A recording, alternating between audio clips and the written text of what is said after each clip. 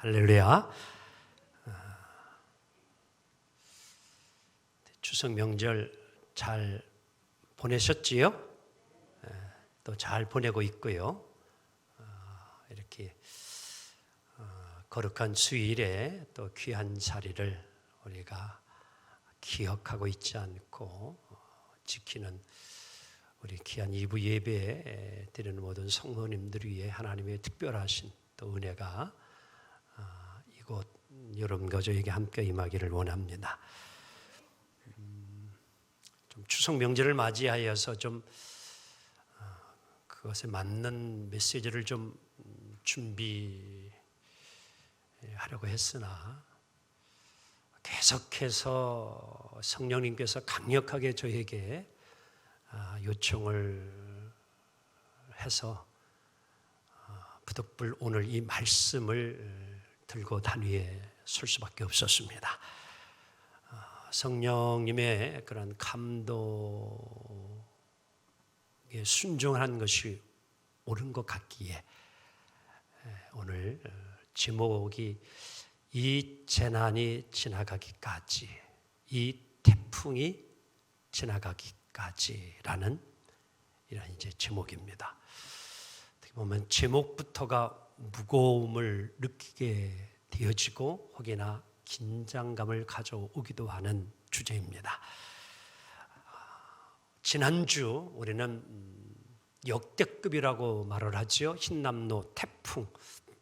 이것으로 인하여서 인명피해와 재산 손실에 많은 아픔들이 발생하고 말았습니다.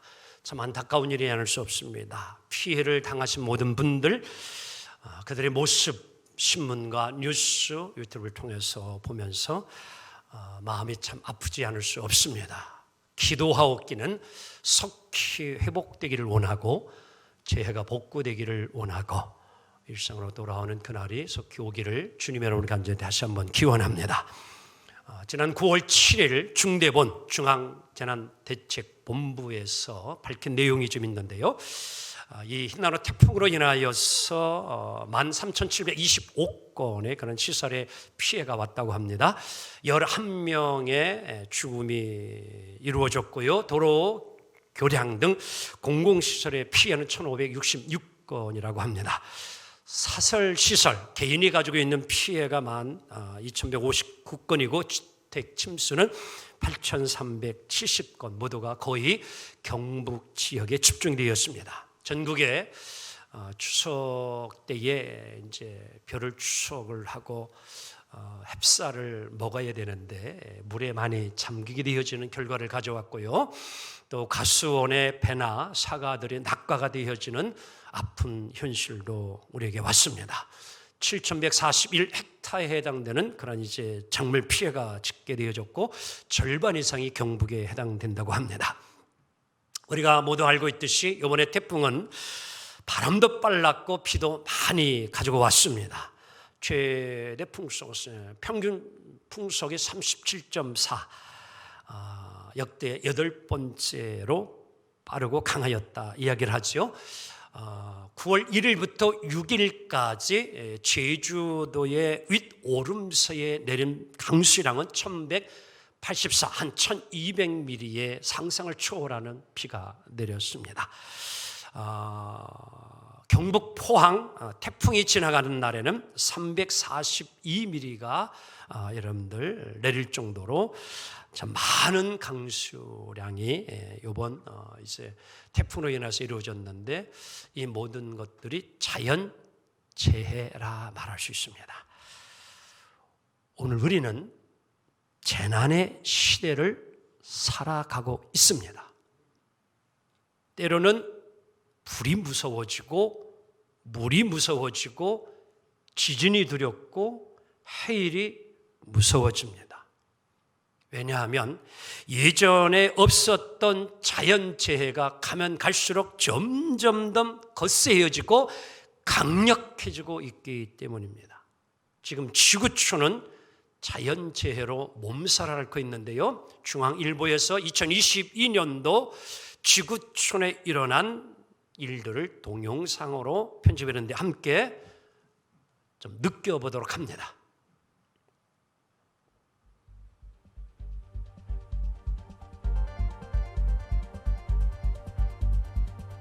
볼륨 좀 조금 더 올리세요.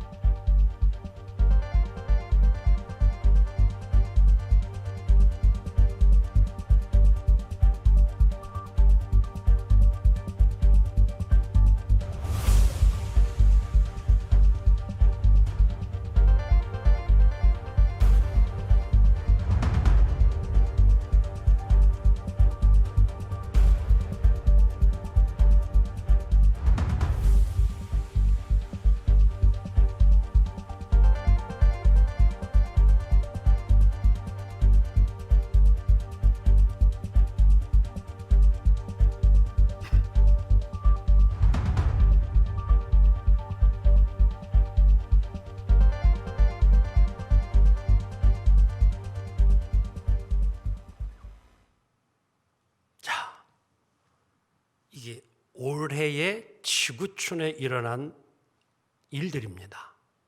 현실이에요. 현 상황입니다. 오늘 읽은 성경 본문을 보면 이러한 일들을 이미 미리 예고한 내용이 성경 속에 기록되어져 있습니다. 함께 보도록 합니다. 에스겔 38장 19절, 20절, 22절. 자, 스크린 봅니다. 시작.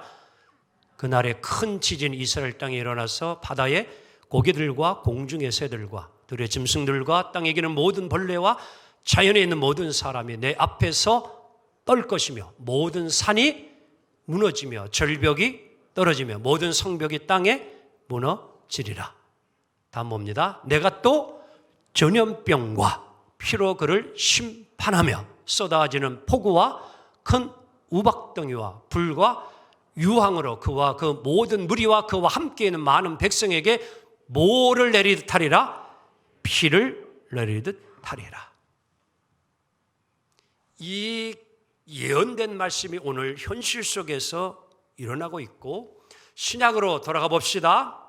우리 예수님이 제자들이 종말 때에 어떠한 일이 일어나겠습니까? 징조가 무엇입니까? 라고 했을 때에 예수님이 주신 말세의 징조가 이러합니다.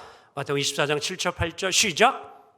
민족이 민족을 나라가 나라를 대적하여 일어나겠고 곳곳에 기근과 지진이 있으리니 이 모든 것은 재난의 시작이니라. 그러면서 우리 예수님이 이어서 말씀하시기를 이러한 재난의 때에 오늘 그리스도인들이 어떻게 살아가야 될 것인가 라고 했을 때에 답을 줬습니다. 마가복음 13장 33절 시작. 주의하라, 깨어있으라.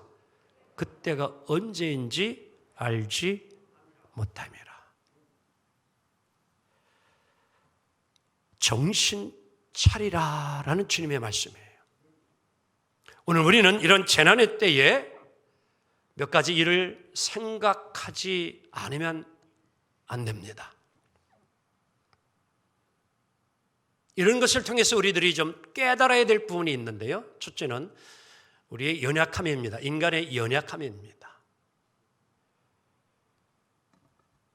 우리가 얼마나 연약하냐고 하면요, 우리는 요즘 정보의 홍수 시대에 살아간다고 하지만 실은 미래에 대해서 우리가 얼마나 알고 또 정확히 판단하며 우리의 삶을 대처하고 여러분 재해 없이 재난 없이 살아갈 수 있다고 여러분들 장담할 수 있습니까?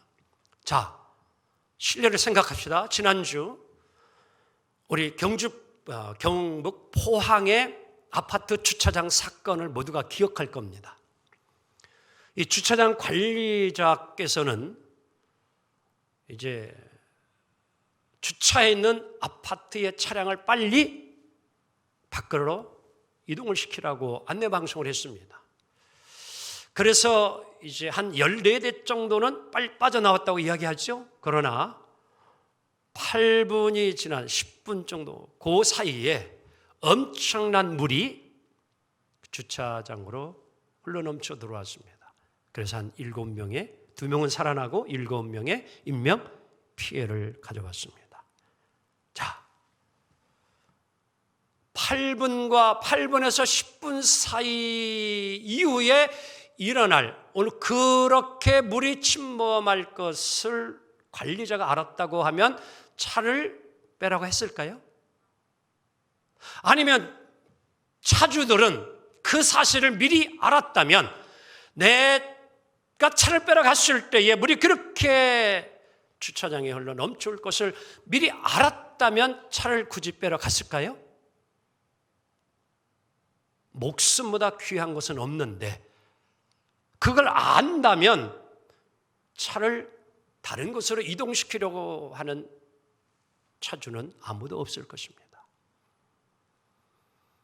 우리가 앞을 얼마나 알 수 있습니까?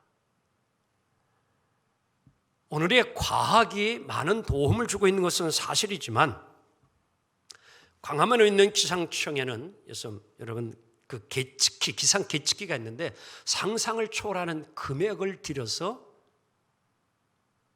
지금 우리나라에 일어나는 기상을 다 계측을 하고 보도를 하지만 잘 맞기도 하지만 안 맞는 경우가 있음을 보게 되었습니다. 이번 재난을 우리가 함께 겪으면서도 실시간 중계를 해줍니다. 뉴스 매체들이. 그리고 문자 메시지를 수없이 보냅니다. 산사태 조심하라, 내과에 나가지 말라, 여러 가지 많은 대비 안전 정말 계속해서 문자를 받습니다. 나름대로 이제 바람을 막아보려고 대한되어 세워보고 준비되었습니다. 그래서 많은 피해를 줄이기도 했습니다. 그러나 역시 또 인명의 피해를 우리는 당할 수밖에 없었습니다. 재난이 올 때마다 많은 대비와 준비를 한다고 하지만 수많은 생명들이 죽음을 맞이하는 모습을 태풍 때마다 우리는 겪고 있습니다. 인간이 강한 것 같지만 자연의 재해 앞에는 이렇게 약합니다. 자연의 힘 거대합니다. 그때 우리는 인간의 무력함을 느낍니다. 그래서 파스칼은 팡스라고 하는 곳에서 인간을 죽이기 위해서 대자는 구태여 무장할 필요도 없다. 물 한 방울만 있어도 충분하고 넉넉하다 라고 이야기를 했습니다. 자연 앞에 우리는 별거 아닙니다. 아무런 대항할 수 없는 극히 미약한 존재입니다. 하지만 오늘 우리 인간은 이런 거대한 자연의 힘 앞에 우리는 자연을 너무 무시하고 겁없이 살아오지는 않았습니까? 그 앞에 서 있는 우리들은 별거 아닌데 성난 자연의 재앙 앞에서는 우리는 때로는 속수무책 손 하나 쓸 겨를도 없는 연약한 존재인데 오늘 우리는 자연을 어떻게 대하며 지금까지 살아왔습니까? 자, 지금보다 지구의 온도가 1도만 상승함에도 이 세상은 여러분들 어떻게 변할 것을 한번 생각해 보셨습니까? 2020년 4월 22일이 지구의 날이에요. 1년 365일 가운데 4월 22일을 지구의 날로 정했습니다. 지구를 보호하자는 것이죠. 근데 50주년을 맞이해서 2년 전에 책을 하나 발간이 되어졌는데 바로 저자가 데이비드 웰러스 윌즈라는 분인데 책 이름이 2050 거주 불능 지구라는 책입니다. 그러니까 2050년만 되어져도 사람이 거하면서 살만한 그런 이제 지역들이 점점 사라져가는 불능이라는 겁니다. 거주하기가 어려운 불능 상태가 이루어집니다. 우리가 그냥 단순히 환경 운동을 한다고 해서 윤리적, 도덕적으로 좀 각성을 해서 좀 우리가 이러한 것을 좀 한번 막아보자 하지만 이 책에서 이야기하는 건 앞으로 걷잡을 수 없는 전염병은 계속해서 우리에게 발생할 것이다라는 겁니다. 그리고 태풍, 지진, 상상을 초월하는 것이 우리에게 일어날 것이다. 바로 그거에 대한 대응 매뉴얼이자 미래 보고서가 오늘 2050 거주불능 지구라는 이 책입니다.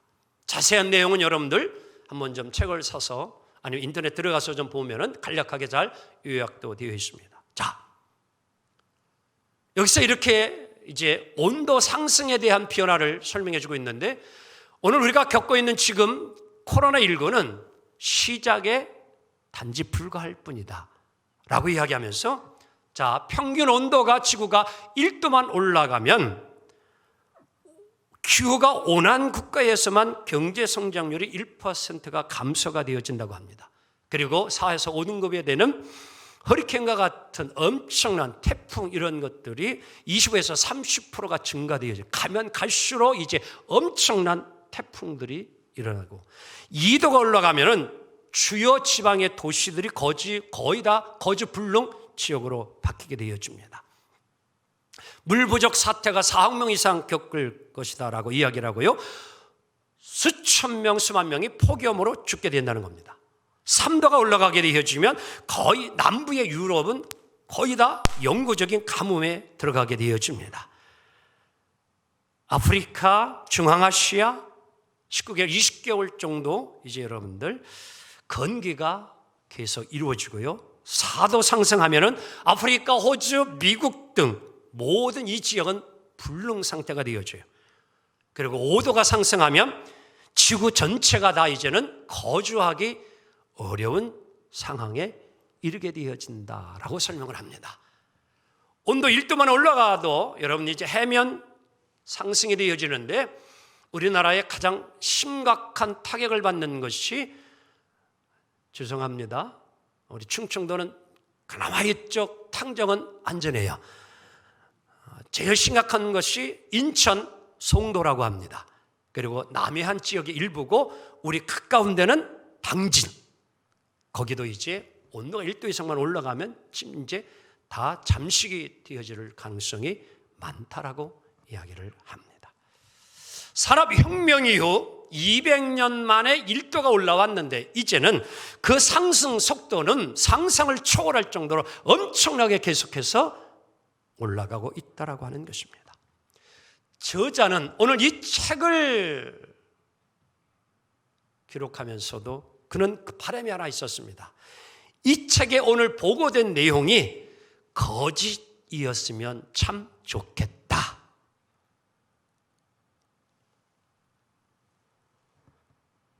여러분, 왜 오늘 우리에게 이러한 재앙이 일어나고 있을까요? 이러한 재난과 재앙이 있을 때에 우리의 시선은, 우리의 생각은 어디로 향할까요? 아마 믿는 자나 믿지 않는 자가 이 자연의 엄청난 재해와 재난을 맞이하게 되어지면 신을 향한 생각을 가지게 되어집니다. 성경은 재난에 대해서 여러 곳에서 말씀하고 있습니다. 때로 하나님은 재난을 심판의 도구로 사용하기도 했습니다. 오늘 에스겔 38장 정확하게 말씀합니다. 하나님께서 지진을 일어나게 하리라, 전염병을 일으키리라, 우박을 쏟아 부으리라. 노아의 시대에 물로 세상을 심판하신 분이 하나님이십니다. 모세의 때에 하나님은 이스라엘 백성들을 출애굽하기 위하여서 애굽 땅이라는 곳에 10가지의 재난을 내리게 됩니다. 무엇을 통해서? 자연을 통해서 그 일을 하나님이 행하셨습니다. 이 개구리, 파리, 메뚜기, 자연을 통하여서 하나님이 누구신가를 애굽의 바로왕과 애굽 사람들에게 정확히 하나님이 보여주셨어요. 그래서 그들은 하나님이 살아계심을 깨닫고 이스라엘 백성들을 놓아줍니다. 이러한 재난이 있었습니다. 욥에게도 재앙과 재난이 일어났지요. 집이 무너집니다. 자녀들이 죽어갑니다. 질병이 왔지요, 본인에게. 그러나 이 하나님의 행하심은 다름 아닌, 욥에게 재난인 것은 하나님의 뜻과 하나님의 영광을 나타내기 위함이라. 아멘.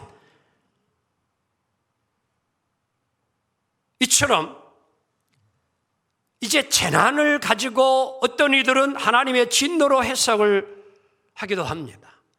또 하나님의 영광을 드러내는 것으로도 해석이 되기도 합니다.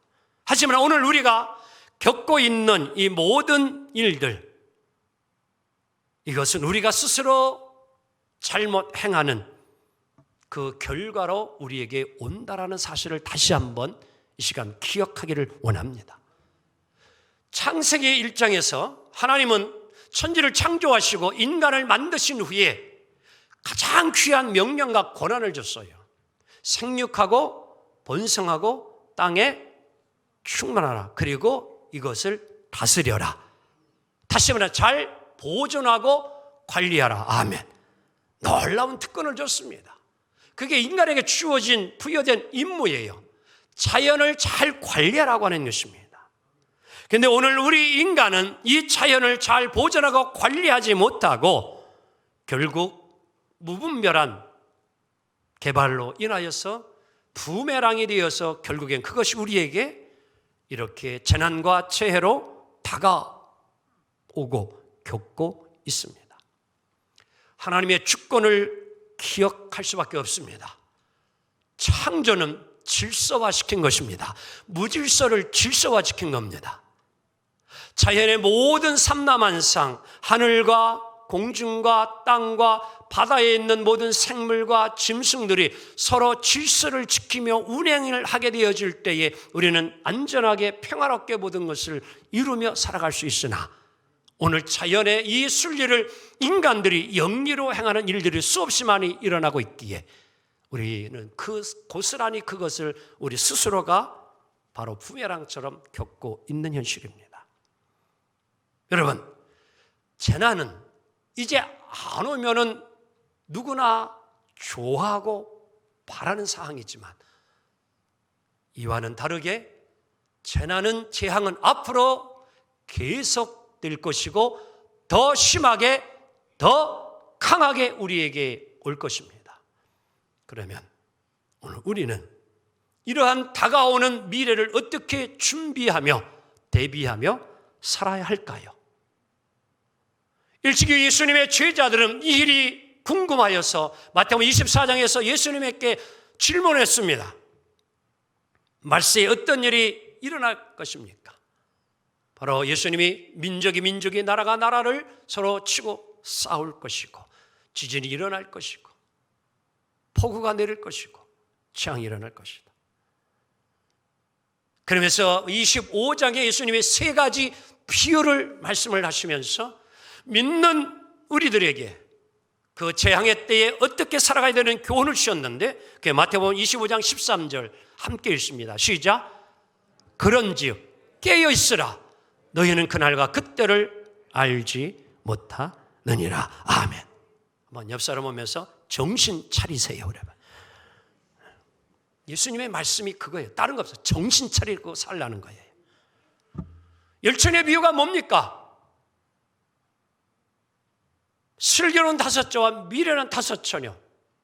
슬기로운 5처녀는 등과 기름을 준비했고 미련한 5처녀도 등과 기름을 다 준비했어요. 모두 10처녀가 다 준비했어요. 그런데 슬기롭고 슬기롭지 못한 것이 어디서 분별이 되어졌느냐? 기름을 준비했느냐? 이게 중요한 관건이었어요. 언제까지? 신랑이 올 때까지. 미련한 처녀들은 내가 준비한 기름, 그 불을 밝힐 동안 신랑이 당연히 올 거라고 생각을 했는데 신랑이 안 오고 말았어요. 기름이 다 떨어지고 말았어요. 그래서 이제 어이구야 큰일 났다. 기름을 구하러 그때에서야 뒤늦게 대비하지 못하고 그때 준비하러 주유소 갔는데 하필 그때 신랑이 오고 말았네요. 때는 늦으리. 옆 사람 하면서 때는 늦으리. 버스 지나갔어요. 그러면 준비되지 않은 이야기합니다. 슬기로운 5처녀는 기름을 준비했어요. 언제 어느 때 신랑이 올지 모르나 그들은 기름을 준비했기에 신랑을 맞이합니다.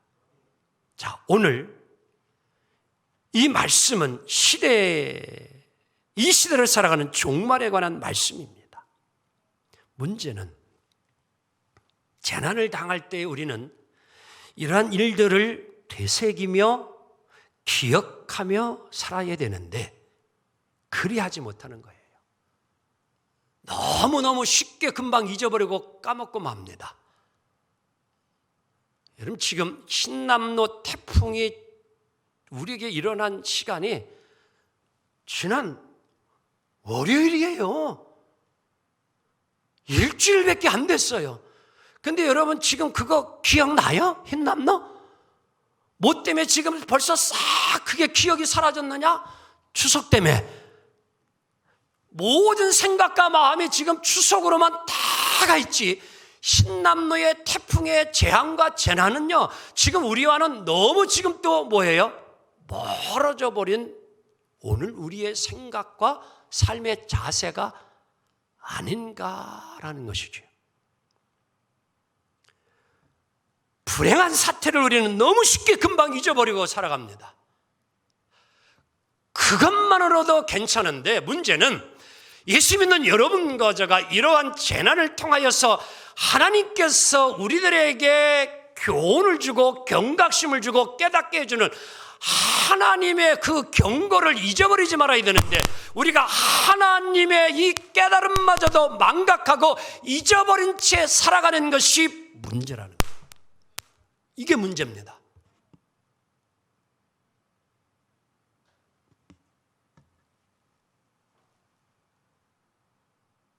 그래서 우리 하나님은 오늘도 에스겔이라는 선지자 예언서를 통하여서 이러한 일이, 재난이, 재앙이 너희에게 일어날 것이니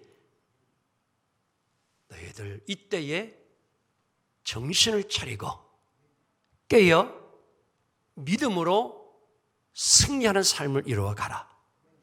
우리 예수님은 제자들에게 마지막 때에 이러이러한 징조가 있을 것을 말씀하시면서 오늘 마태복음 24장 13절에서 이렇게 제자들에게 신신당부합니다. 시작. 그러나 끝까지 견디는 자는 구원을 얻으리라. 끝까지 견디라는 거예요. 언제까지 견디어야 끝까지 견디는 겁니까? 재앙이 지날 때까지. 재앙이 지나가기까지 버티고 견디어야 합니다. 시편 57편 1절 함께 읽습니다. 시작. 하나님이여 내게 은혜를 베푸소서. 내게 은혜를 베푸소서. 내 영혼이 주께로 피하되 주의 날개 그늘 아래에서 이 재앙들이 지나가기까지 피하리이다. 오늘 설교 제목이 여기서 나왔습니다. 이 재앙들이, 재난들이 뭐하기까지? 지나가기까지 피하리이다. 자, 오늘 이 시편 57편 내용은 다윗이 사울왕에 쫓겨 지금 굴에 갇히게 되었습니다. 굴 입구에는 사울왕과 그를 따르는 병사들 3,000명이 오늘 다윗을 죽이려고 대기하고 있습니다. 우리가 고속도로를 운행하다 보면은 터널을 지나는 경우가 종종 있습니다. 그렇지요? 그래서 입구가 있고 뭐가 있어요? 만약에 여러분들 터널을 지나가는데 출구가 없으면 그 터널 들어갈래요? 안 들어갈래요? 거기 들어가는 멍청이가 어디 있어요? 나가는 출구가 있으니까 걱정하지 아니하고 그냥 터널을 지나가지요. 입구가 있고 출구가 있으면 터널이에요. 그런데 동굴은 출구, 입구가 하나밖에 없어요. 들어간 대로 다시 나와야 돼요. 이게 동굴이에요. 지금 다윗이 터널 들어간 게 아니고 동굴 속에 갇혀 있어요. 꼼짝없이 그는 재난 속에 갇혔어요. 재앙이 그에게 기다리고 있는 겁니다. 죽음을 맞이해야 돼, 다윗은요. 거기서 오늘 다윗이 하나님께 이 재앙을 만났을 때 기도하는 거예요. 하나님이여, 내게 은혜를 베푸소서. 할렐루야. 내게 은혜를 베푸소서. 내 영혼이 주께로 피하되 주의 날개 그늘 아래 피하리이다. 언제까지? 이 재앙이 지나가기까지. 할렐루야. 다윗은 이 기도를 들었을 때 하나님은 다윗의 기도를 들으시고 다윗을 살려주십니다. 아멘. 평소에 재난 대피 훈련을 잘해야 재난을 실제적으로 실제 상황을 당하여도 우리는 그것을 잘 벗어날 수 있고 이겨낼 수 있고 승리할 수 있어요. 훈련되지 않으면 안 됩니다. 평소에 여러분과 저의 삶이 마찬가지입니다. 늘 평소에 우리의 정신이 깨어 있어야 돼요. 그래서 오늘 예수님이 깨어 있으라, 주의하라, 정신을 바짝 차려라. 오늘 우리가 살다 보면 우리 인생에 재앙과 재난이 쓰나미처럼 올 수도 있어요. 심리학자들은 이것을 대형 스트레스라 이렇게 표현을 합니다. 어떠한 쓰나미가 옵니까? 가장 사랑하는 사람이 죽음을 맞이했을 때 이것은 쓰나미와 같은 재난이 내게 온 것이다. 심리학자들은 이렇게 해석을 하고 있어요. 무엇이 이별이, 무엇이 자살이, 무엇이 성폭행이, 무엇이 이혼이, 무엇이 배신이, 이런 것들을 대형 스트레스라 쓰나미와 같은 것이다. 작은 스트레스가 있습니다. 그것은 과로요, 부부싸움이요, 자녀와의 다툼이요, 재산 분쟁이요, 직장 상사와의 다툼으로 인한 불편함이요, 어느 날 갑자기 막 마음이 우울해지고 다운되는 것이요, 고립감을 느꼈을 때요, 실패감을 겪을 때, 이것은 작은 스트레스라고 합니다. 이것은 우리의 삶에 보이지 아니하는 재난이에요.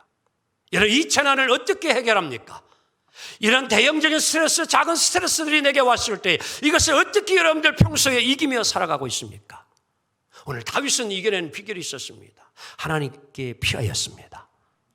여러분, 그때마다 이런 것을 스트레스를 해결하고 풀고 나아가지 않으면 결국에는 그것이 내 삶에, 내 신체에 중한 질병을 가져오게 되어지고 암을 가져온다는 사실을 우리는 잘 알고 있습니다. 지나가야 합니다. 태풍이, 재앙이 지나가야 돼요. 그래야만이 건강한 삶을 살 수 있습니다. 여러분, 훈련을 평소에 해놓은 사람은 재난이 와도 당황하지 않습니다. 그래서 우리 믿음의 사람은, 성경을 잘 믿고 순종하며 사는 사람은 우리의 신앙생활에 재난이 와도 이렇게 해석을 하는 겁니다. 아, 그래, 다윗에게도 엄청난 인생의 재난이, 쓰나미가 왔을지라도 오직 하나님은 나의 힘이요 방패였으니 나를 구원할 자이시니라. 다윗이 그렇게 이겼구나. 요셉 억울하게 감옥에 갇히었습니다. 그는 믿음으로 오직 하나님만 바라보며 이겨냈습니다. 그렇지, 나도 이겨내야지. 성의 유혹이 와도 이겨내야지. 사도 바울 복음을 전하면서 굶었습니다, 매맞았습니다, 죽을 고비를 수없이 맞이했습니다. 그러나 내게 능력 주시어서 내가 모든 것을 할 수 있느니라. 아, 그렇지, 나도 사울처럼 이겨내야지. 그러나 이들 모두는요, 평소에 신앙의 훈련이 잘 되어 있기 때문입니다. 기도의 훈련이 있었습니다. 말씀의 훈련이 있었습니다. 그것이 이기겠다는 것입니다. 오늘 우리 예수님 말씀합니다. 이제 마지막 종말과 재림이 왔을 때 사랑하는 제자들에게 마태복음 24장 3절 4절 함께 읽습니다. 시작. 예수께서 감람산 위에 앉으셨을 때에 제자들이 조용히 와서 이르되 우리에게 이르소서 어느 때에 이런 일이 있겠사오며 또 주의 임하심과 세상 끝에는 무슨 징조가 있사오리까.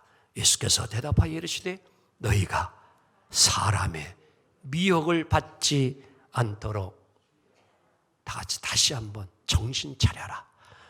주의하라고 하는 게 깨어 정신 차리라는 말씀이에요. 어떤 신학자는 이렇게 말합니다. 마지막 이 시대를 살아가는 믿음의 성도들은 한 손에 성경을 반드시 들어야 하고, 한 손에는 성경을 들어야 해요. 말씀을 가지고 살아라는 게. 또 한 손에는 신문을 들어야 하느니라. 근데 요새는 이걸 바꿔야 될 것 같아. 한 손에는 성경을 들고 한 손에는 스마트폰을 들어라.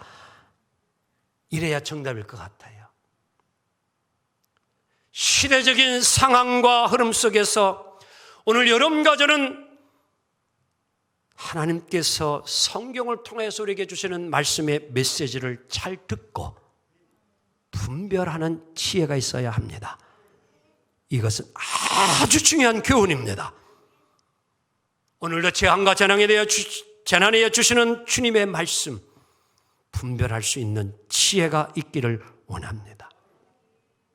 우리 하나님께서 예언자들을 통하여서 예언서를 통해서 주시는 마지막 때의 징조와 예수님이 마지막 때에 주셨던 말씀 다시 한번 우리가 되새기며 시대와 때를 잘 분별하며 살아가는 우리가 되기를 원합니다.